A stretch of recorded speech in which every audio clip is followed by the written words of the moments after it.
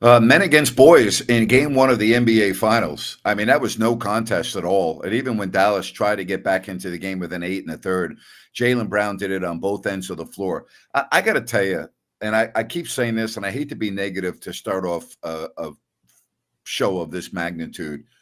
There are so many bad possessions now in the NBA. So many, Ryan, just so much three-point shooting when you don't need a three, and giving up layups to try to get a three, and then you're giving up 2 points, and just so much one-on-one. And look at the Mavericks assist total tonight. It was terrible, and Kyrie Irving was terrible. But how about Kristaps Porzingis, Ryno?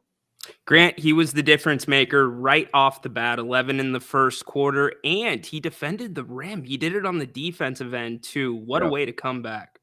yeah. So game one to the Celts.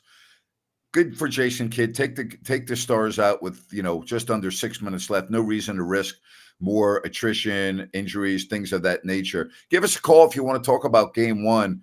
I'll tell you, the Celtics defense. When you watch them play on a regular basis, when they have Porzingis, their defense is really good. Grant, it was the story of this game, and I have never in my time watching Luka see a team play him the way they played him Yeah. tonight. They doubled him late. Yes. They forced him to certain spots on the court, and it showed with the Mavericks assist total. A perfectly planned game and executed game by the Boston And the Celtics. rim protection of Boston, I mean, was very apparent. Even when Dallas was able to penetrate, there were many blocks or shots that were altered. I mean, the Celtics, they're the real deal. That's why they won 64 games this year. Yes, indeed. 9 blocks, as many assists Uh-huh. as the Mavericks had tonight. I did not expect that, Grant. We were talking about the Yeah. Twin Towers inside for Dallas, and it was a completely different story. Completely different. It's only one game, but obviously the Mavs are going to have to make some adjustments. The defensive strategy by Boston was spot on. And listen, if Kyrie Irving doesn't play better, the Mavs will not win this series. No, they made it really tough on him. Even when he did get his shots up and in, few and far between, they were difficult shots. Nothing easy for him. And Drew Holiday, boy, is he good. And we knew he was good before he got to Boston. But I mean, I think when you look at everything that the Celtics did in the offseason, acquiring Drew Holiday was their biggest move. I mean, that guy is so good. He does it on both ends of the floor. He's so crafty with his offense. I mean, what a great addition for the Boston Celtics. Yeah, what Milwaukee was thinking, still not sure about that. But Yeah. when you have a guy that does what he does, it elevates the level of play for other guys on the floor, like your Derek Whites. It just builds the confidence. You want to meet that teammate at that level. All right. So again, game two now, not until Sunday.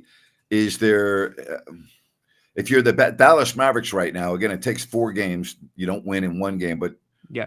there can't be a lot of optimism among their fans after watching that performance by the Celtics. You know what? If I am a Dallas fan, I'm feeling okay about it. This feels like a game much like the first game of the Oklahoma City series where they were blown out. You throw it out. They have their lowest scoring game of the postseason tonight at 89 points. I think the way that they played Luka, I don't see them being able to do that a second time. Dallas will adjust, and their 3-point shooting tonight, Grant, atrocious. Atrocious, awful. And again, the selection of threes to me at times just very puzzling by both teams. I thought in the third quarter when the Celtics went into their rut, again, they're just settling for too many threes and threes and threes. Yeah, they do. And on top of that, the three is a problem for them because that's where Dallas was able to creep in the game. Dallas did force turnovers. Tatum had 6 turnovers Yes. between Tatum, Brown, and White, 10 turnovers right there. So you have a reason to believe Dallas can play with them. They just got to knock a few shots down. All right, so game one goes to the Boston Celtics, and again, the Mavs don't even score 90 points. But that if I told you that Dallas Mavericks would not score 90, you would have raised your eyebrows. But if I told you that the Denver Nuggets, in 2 playoff games would have a combined 160 points, that would make you raise your eyebrows. They only had 70 in one game. There's been some very, very, very bizarre scores in the NBA playoffs this year. Yep, there has. It's a defense has been at a premium. I guess I'd kick this to you, Grant, because looking at the Celtics in the first half, I'm thinking Is it almost the hardest thing in basketball in this three-point area to hold a lead or maintain a lead when you're up that big at the half? Yeah, it is. It is. And that's why leads now in this era of basketball don't mean anything until you have them in the fourth quarter, because teams are going to pull ahead because of the three, and they're going to relinquish big leads because of the three. That's another. Again, I hate to be a Debbie Downer here, but I don't enjoy watching the NBA like I used to. I just don't enjoy watching this brand of basketball. It kind of turns me off, to be honest with you. The aesthetics of the game have disappeared too much for me. And I don't like giving up automatic twos to try to get a three. I mean, I know what the analytics say and everything, but you can shoot yourself into a game. You can shoot yourself right out of a game because of the three ball. And I keep going back to what Jerry Reynolds said, is get rid of the corner three. I think if you got rid of the corner three, that would fix a lot of problems in the NBA. The corner three is where Dallas made a living this year. Best Yeah. in the NBA at assisting. Luka had over 300 assists to that corner three. So I'm with you. I mean, the game's starting to swing back a little bit at times. The playoffs have shown us a little more defense, a little bit more mid-range, but not nearly enough for my liking either. All right. If Kristaps Porzingis plays like this the rest of the series, and one would figure he's only going to get better, I don't see how Dallas wins this series. It's Really over. don't. Who's going to Yeah. guard him? They put Luka That's on him. exactly right. Who's going to guard him? There's just Jones Jr. could do nothing against him. I mean, you really are out of options when even when Luka was on him, Grant, he was just shooting over the top of him. All right, we get on the officials a lot, so tonight I'm going to get on the officials the other way. I thought it was a very well officiated game. All right, there wasn't a lot of arguing out there. You know, I thought the three officials really did a nice job tonight. Yeah, I thought they did a good job too. They gave some discretion on a couple of dunks. There was a little bit of hanging, but as they should. It's the finals. These guys are juiced up. So good job by the refs. Yep, good job. And let's hope that we get a closer game in game two. If you want to join us, you've got the link on the chat room. Also, you got the QR code above my shoulder. So it is all there for you. Glad that you were with us. Any reaction to the game? Did you even watch the game? I mean, this game probably lost a lot of viewers early. I mean, it probably did. The casual fan probably left this game in the first half. Sure. And then they may have sampled it at some point again and found out, no. And I bet you the ratings are not good for this game. Yeah, you may be very well right, because if you're a casual fan, you see that big, you lead, oh, it's over, right? And then you tune back in, 8 points turns right back into 20 in about 4 minutes of gameplay. And I'll tell you something else.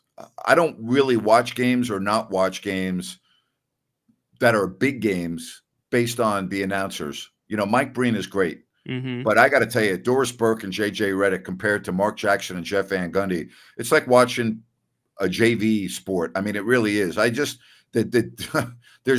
zero chemistry on that telecast. And so what happens is when you have a game that is a blowout or lopsided, Van Gundy and Mark Jackson would get me to stay with the game. Right. I didn't stay with the game tonight because I'm just tired of listening to Doris Burke and J.J. Redick. I just don't think they're very good with Mike Breen. The drop-off to me, it's significant. Yeah, and you know better than me, but you can tell, and a little monotone for my liking between the two. But here's the other thing. Nobody brings anything different between Doris and JJ Redick. It's X's and O's in basketball analysis. If they're interacting more like Jackson, Van Gundy, that changes things. Yeah, and speaking of Redick and, the Lakers dropping their news today, and it's just unbelievable of the Lakers, isn't it? It's standard operating procedure. If you want to be talked about this time of year, make the damn NBA finals. And to say, Grant, did you hear Woj say this is who they've targeted all along? I know. That was news to me. And Woj is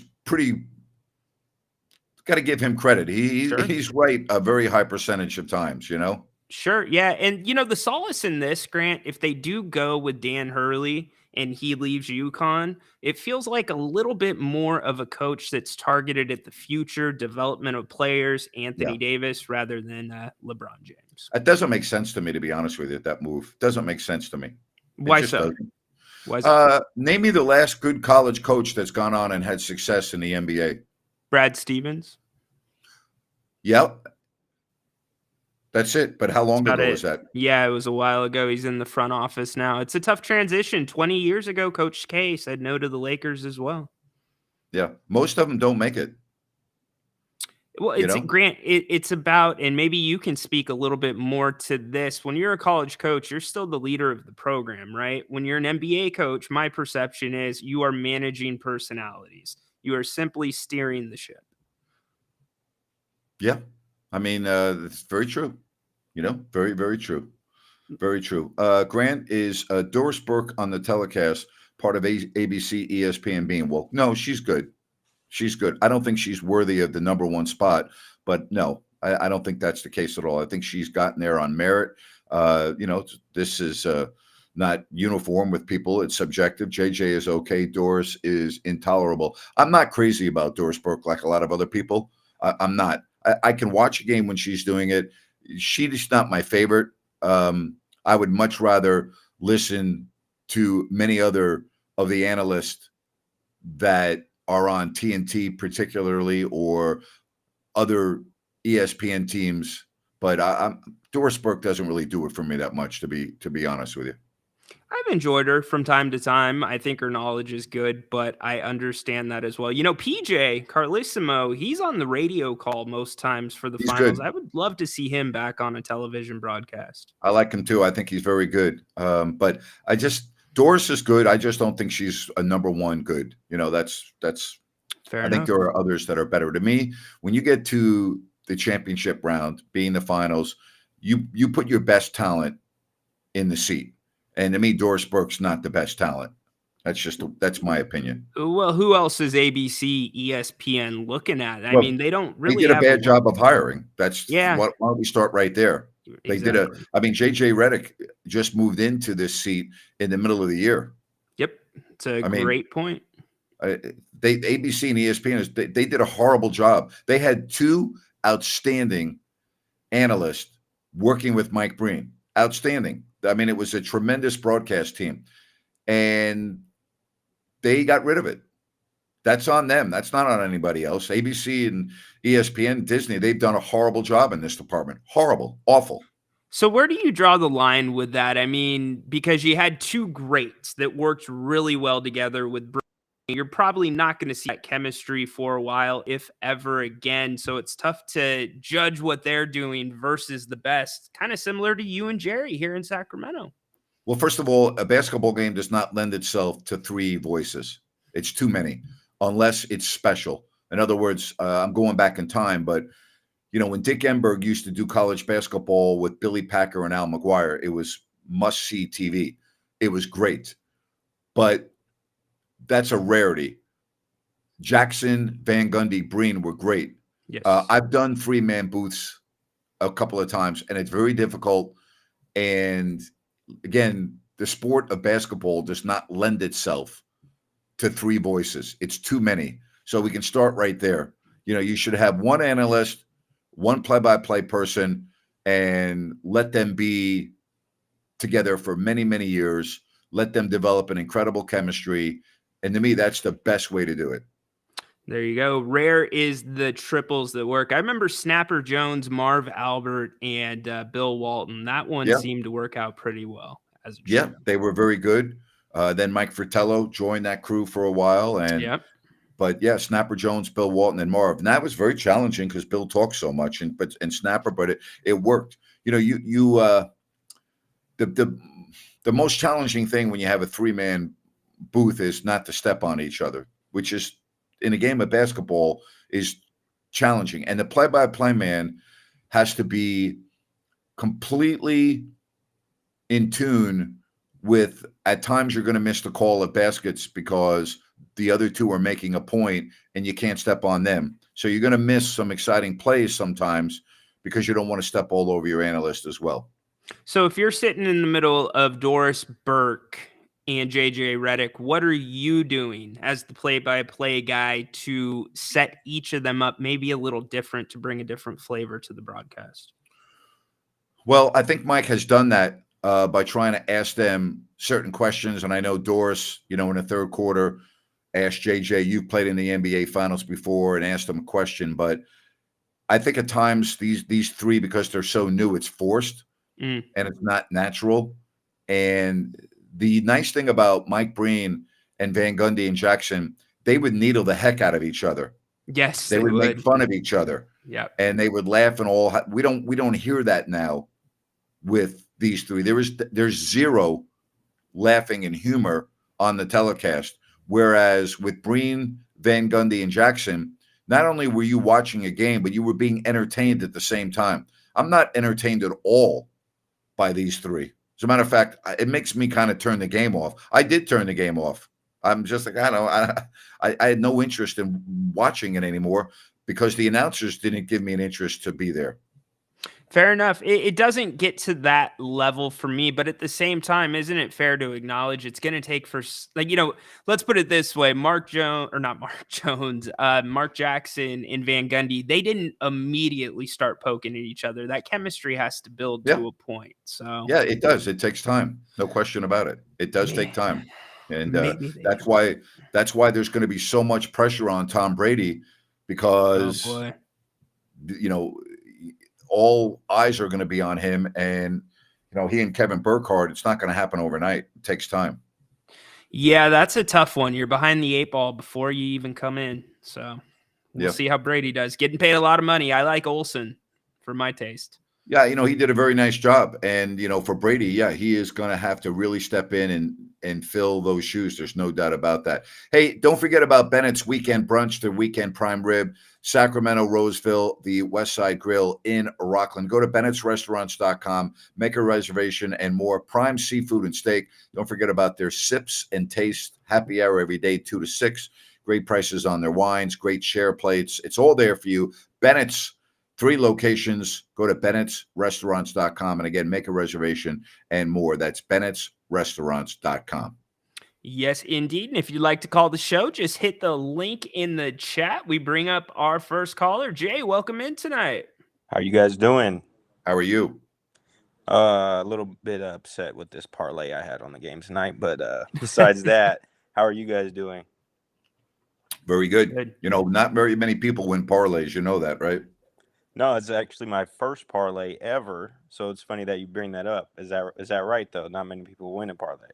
Well, I mean, you look at the player that was just suspended for forgot his name. The Padres, and he made a lot of bets, and of all the bets he made, he only won 4.3% of them.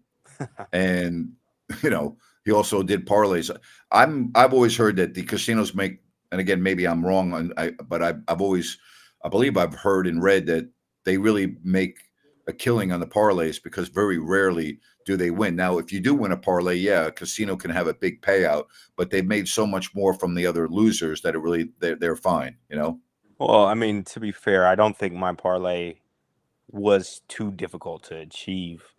It was supposed to be Luka with 32 points or more, which I didn't hit, obviously. Kyrie Irving was not supposed to score 12 points only tonight. Well, you can't say supposed to when you bet, okay? That's why it's called gambling, and you lost your parlay. So when you say it's not too difficult, well, it is difficult because you lost on all of them. I lost. So when you just say it shouldn't be too difficult, I'm interrupting you after 2. You already lost the first 2 parts of your parlay.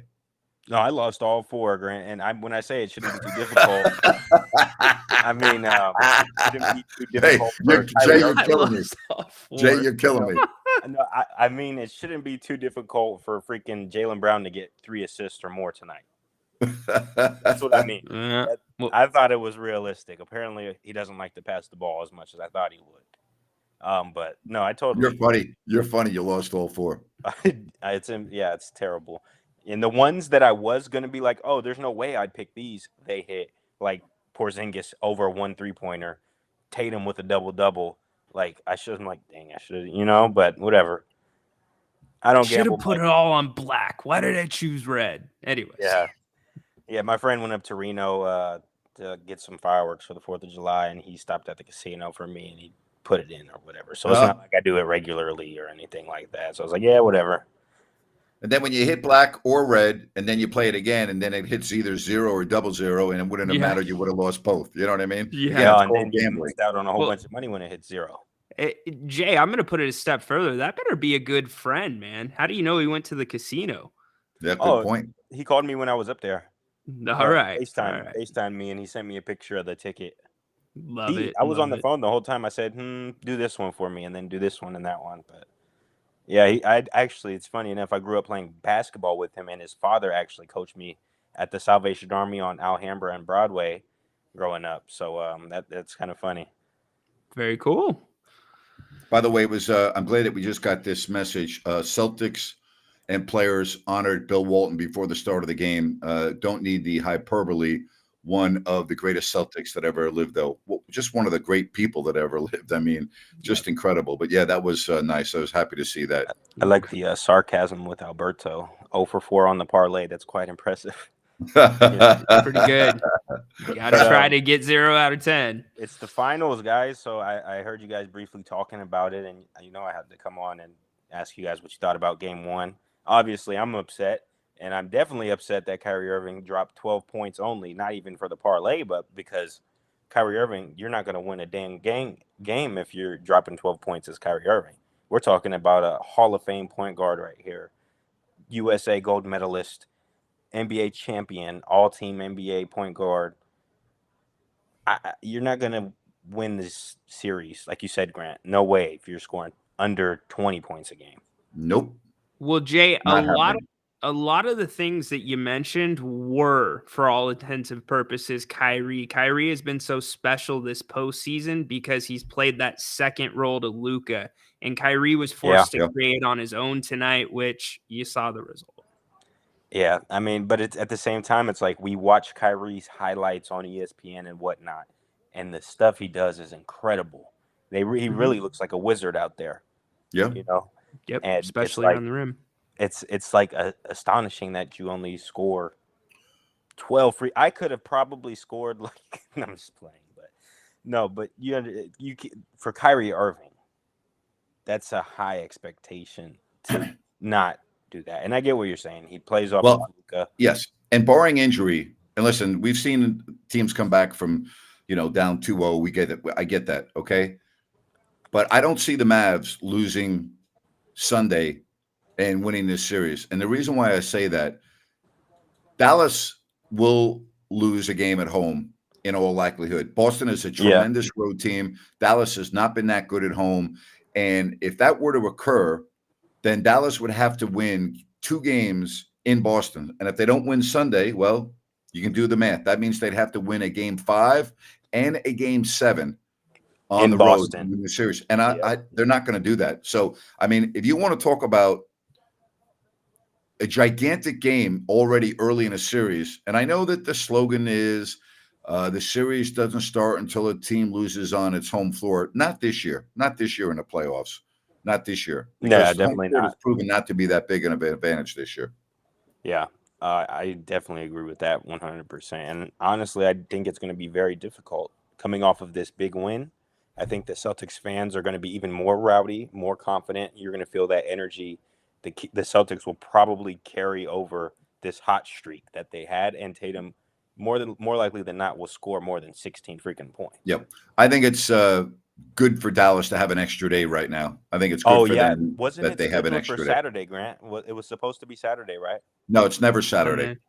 Wow. Okay, so when I was looking at the schedule, I could have sworn it was Saturday, but I saw the NHL is Saturday. Yeah, they go Thursday, Sunday, Tuesday, Wednesday. Thursday, Sunday, right? Something like Not that. Sure. Well, it can't be something like that. It either has to be that or it can't. They play. I love no.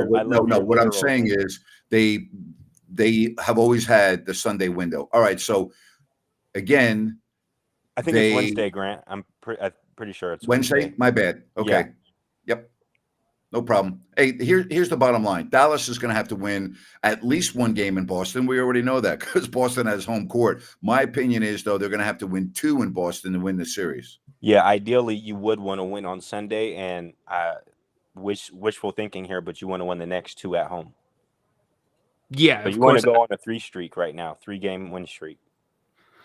Yeah, that would be ideal for him. Look, Boston's lost a couple of games this postseason as the favorite at home. I still think that you could see a Boston team that shows up, have a couple low quarters, because I just don't see them being able to guard Luka the same way they guarded him tonight.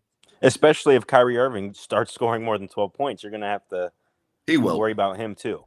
His history is that he will. But Yeah. yeah, Jay, thank you, buddy. Yeah, thank you. Good call from Jay. The Celtics played very well tonight, and Dallas didn't. Can we just summarize the game that way? And I attribute part of Dallas's lack of success offensively to the defense we saw from Boston. Yeah, that's all that I'm saying. I'm right there with you, Napes. Yeah. All right, let's get to some more calls. Let's do it. We bring in Baki. What's going on tonight? Got the red clay behind him. I like that. How are you? Clean those lines, man. Clean those lines. There's too much clay on those lines. Clean those lines. I need a broom. Yeah, I know. Okay. For tonight's game, looks like Boston know how to play the Mavs, but the Mavs don't know how to play Celtics. That's my opinion, especially Mavs defense. They just know. I mean, Boston, they just know Luka will not play the defense. For me, it's not surprise Kyrie put low scoring night having the defense like that. So I don't know. I'm just wondering, can you tell me one, okay, except Vlade, tell me one player from Europe that played defense in the NBA?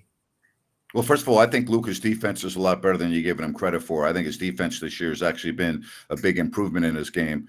Over in Europe, give me one player off the top of my head. I'd have to think about it. I thought Hito Turkoglu played some pretty good defense. I don't really see. I mean, Luka improved the defense, but I don't see it's enough, especially for the Celtics. They handle it very easy. Did you see how they put the Porzingis? Whenever, okay, they say, okay, let's try to put the pressure on Kyrie. So Luka must help in some situations, but Luka never helped, especially on the left side. Rudy Gobert's been the defensive. Rudy Gobert's from France. He's been the defensive player of the year. Marc Gasol was not a bad defensive player. Wembanyama is going to win defensive player of the year very, very all often, centers. I think. All centers. Well, you said European player. Yeah, but okay, we can find them, but those guards and shooting guards and point guards, I don't see it. I don't see. I mean, my point is, Celtics will kill Mavericks in the game like this. If they play 100 times, they're gonna give it 98 times. If they play the defense like tonight, so their defense was very good. There's no question. But these games are about adjustments, and you're going to see a lot of adjustments from Jason Kidd in Game 2. And Dallas has lost badly before in the playoffs, and they bounced back. And I think they'll play much better on Sunday. I'm not saying that they're going to win, but I'm expecting it to be a much, much closer game. Okay. Somebody said Ginobili. Well, Ginobili's not European. He's from Argentina. Yeah, I missed the boat with that when I said Hito. My bad. Oh, hey. Well, Hito's from Turkey. So that's fine. That's European. I mean, he's from Turkey. Here's the bottom line. Okay, we can talk all you want about Luka. The game they would have lost by 50 tonight had it not been for Luka. Grant, but they allow Luka to play his game, to score whatever he likes, but Boston was only thinking about how to crash that defense, and they did it. Well, again, that's why they won 64 games this year. That's why they were by far the best team in basketball during the regular season, and it's why they're in the NBA Finals. They're a damn good team. Let's acknowledge that we're looking at a team that is really, really good. I mean, think about this. They have Jason Tatum, Jaylen Brown, okay?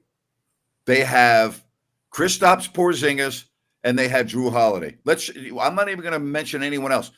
Just think about those four players right now. Dallas doesn't have four players like that. That's the chemistry. That's the chemistry. Dallas doesn't have four players like that. No, I mean, they don't have it. They don't even have three of them playing like a chemistry. I don't know. But Dallas is good.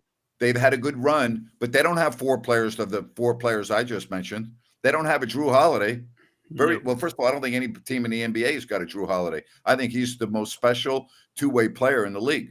He's unbelievable. And then when you see Jaylen Brown do what he did tonight defensively, how do you not put Jaylen Brown as like one of the very best two-way players in the game? I mean, Jaylen Brown Certainly. completely turned the game around tonight in the third quarter when the Mavericks were making a run. Jaylen Brown stopped the run almost single-handedly.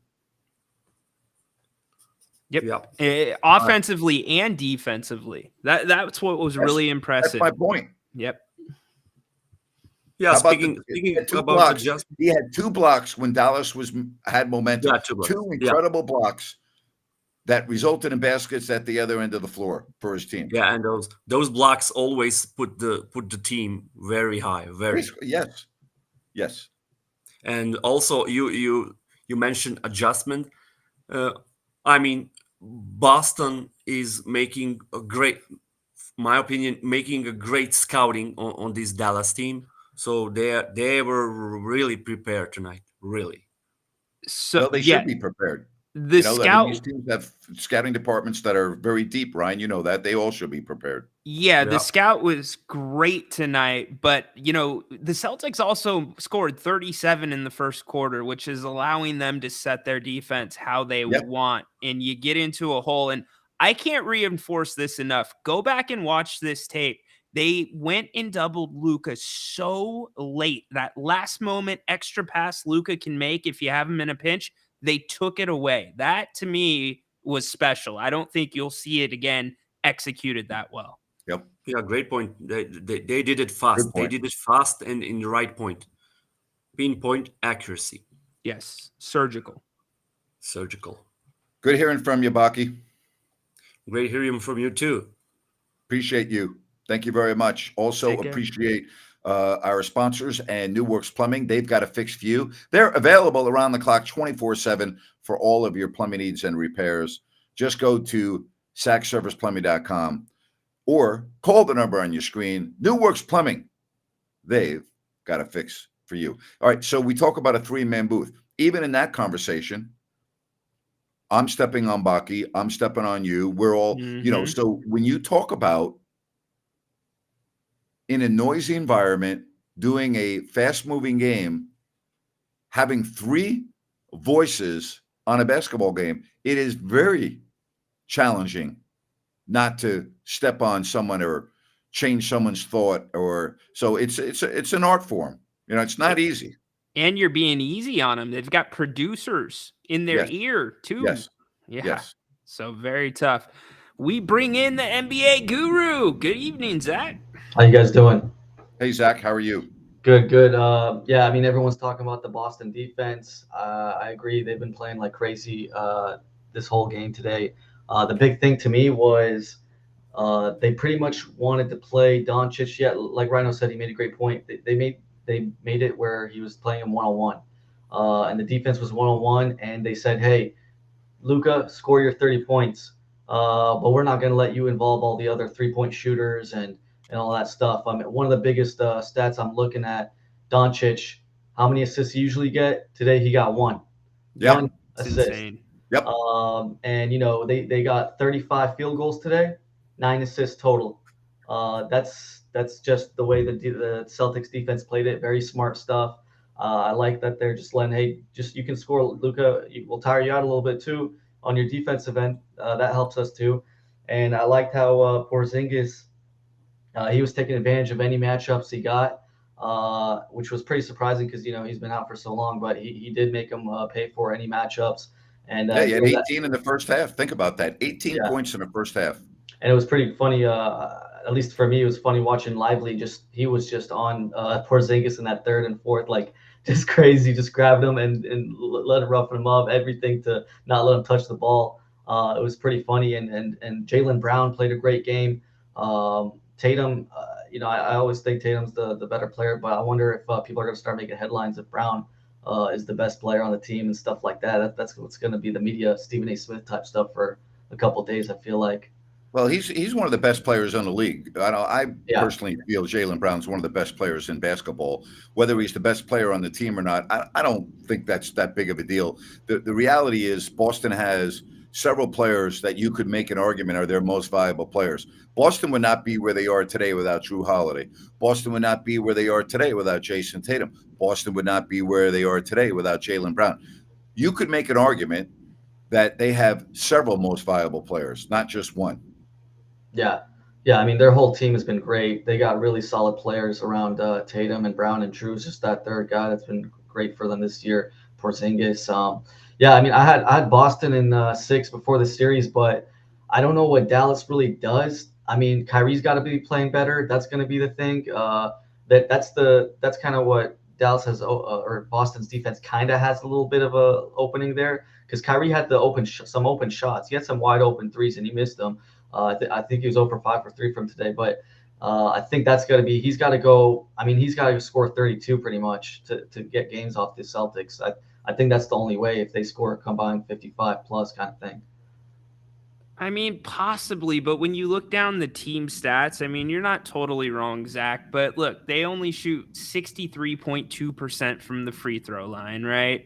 The three-pointers we've already talked about are atrocious. I mean, this was like when the Kings got killed by the Pelicans by like 40 points. It was one of those games where they just couldn't get anything going. I think it's going to be and they were within 8 at one point. Yeah, that was an impressive comeback. You know, you get everybody going, I think you're going to have a different tune, or at least a much more competitive game. Yeah, that's the question to me, is like, how do you think they're going to involve all the other players? Because that's like Luka getting 1 assist. They're not going to win games like that. So you got to get Luka going downhill. You don't always have to start Luka with the ball. You can do a give and go. You can do whatever it may be, but get him going downhill immediately, as opposed to just starting one-on-one in ISO. Yeah. I think if they're involving players like that, the rest of the rotators, that'll be great. And I don't know. I think Dallas has got a crazy ahead of them. Well, but let's see. The addition of Porzingis makes the Celtics. They go from a very good team to a potentially great team, and I say potentially because they haven't won the championship yet. But with Porzingis playing the way he did tonight, and assuming that he's only going to get better, because you got to figure he's a little rusty tonight, although he didn't look rusty. A little bit in the second half, I thought some of his shots looked a little funky, but that spells big-time trouble for the Mavericks. No. And the other thing, Dallas has made a living playing above the rim in these playoffs. They were not playing above the rim tonight. The rim was protected really well, and Porzingis was a big reason for that. Yeah, Porzingis and Jaylen Brown were getting a lot of blocks. But that's the thing. I think Dallas – the only time they played a stretch 5 was during that OKC series. And this is the second time they're doing it. And OKC was probably their toughest challenge of the playoffs. And now they're going to play another stretch 5 who's, a little bit better than Chet for right now. But so we'll see. I think Dallas is, like you said, I think they got to just involve some more of their other players. Kyrie's got to get it going. And they got to start making their defense a little bit better. They can't get 37 points in the first quarter. Yep. Some of the Thanks. Oh, good. Sorry, Dave. Step on you now. No, I was just saying thanks for your insight, Zach. We always appreciate it. We do. I was going to say some of those shots, though, by Porzingis, there were some deep threes. I'm not going to count on those going in every single game, especially in the first quarter. Yeah, I agree. It's funny because his shot selection for 3-pointers, usually I always see him shoot like 3 feet farther than the 3-point line. You know, he always takes those long shots from those corners, or not corners, but the side corner things. So we'll see. I mean, we can't count on him making all those all the time, and it's his first game. But we'll see how he feels after the first game, playing back too after 35 days or whatever it was.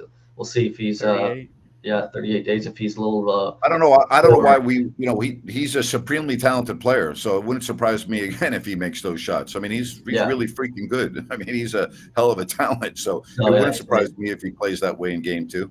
Yeah, absolutely. We'll see if he's. I don't know if the injury thing is, if he's gonna be sore or whatnot playing his first game back. That's the only thing I can see. Sure. But yeah, I think he can. If he's getting matchups with the shorter players on him and stuff, and he's just gonna shoot over them. He can do this all series. What I mean, he won't be sore. He might be sore tomorrow when he wakes up. He's not going to be sore on Sunday. That's 72 hours between games. He'll be fine on Sunday. Yeah, that's true. That's true. Thanks, buddy. I appreciate it, guys. Thanks, appreciate Zach. You. I mean, I would say that I think I'm speaking for most people. I don't want to speak for everyone. Mm-hmm. Porzingis played better than I thought, and I think probably had a bigger impact than most people thought after being gone for so long. 100%. You got me on board there. I mean, the guy was absolutely incredible. I thought he set the entire tone early in this game. Hey, I want to tell you about Sunrise Landing. It is the newest residential community in Calusa. All right. And all you need to do is go to CalusaSunrise.com, check out everything that Blazona Development has. They have 6 models to choose from. They have no Mellarus, no homeowners. Okay. Close to I-5, Highway 20, Highway 45, adjacent to the Calusa Golf and Country Club. Is all there for you. Just go to CalusaSunrise.com. That's CalusaSunrise.com and check out everything at Sunrise Landing. Game 1, all Boston. All Boston. All Boston, but they roll it out again Sunday night. We'll see if the result will be the same. And yeah, I guess pay attention to Porzingis. See what comes out about that legs. It is a hamstring, Napes. You never know. You never know. That's true. What do you got going on tomorrow at 2:00? We wrap up the week. Kings Court Live. It's our fun day, audience participation. Get up in here. We'll have our question of the day. We'll break down the finals some more and probably talk a little bit more about Dan Hurley. Sounds good. Look forward to that. And for everyone else, appreciate you joining us here on the postgame show. Appreciate your calls. And don't forget, all right, one more thing. My tailor from Bangkok, Bobby, is going to be in Sacramento on June 18th. There's the link if you want to make an appointment. Suits, sports coats, slacks, shirts. He also does some casual clothes like jeans. It is a phenomenal experience at phenomenal prices, quality, craftsmanship. I mean, his tailoring's awesome. The whole process is great. If you're interested, there's the link, or you can go to rajasfashions.com, rajasfashions.com. Love it. Make sure you get your appointment, especially Father's Day coming up. That'd be a fun father and son thing to go do. Yes. Meet up with Bobby. Yes, it would. Yes, it would. It would be a great gift. All right, Ryno, have a good night, my friend. You as well, Napes. Everyone else, thanks for joining us here. Game 1 in the books, and it goes to the Boston Celtics.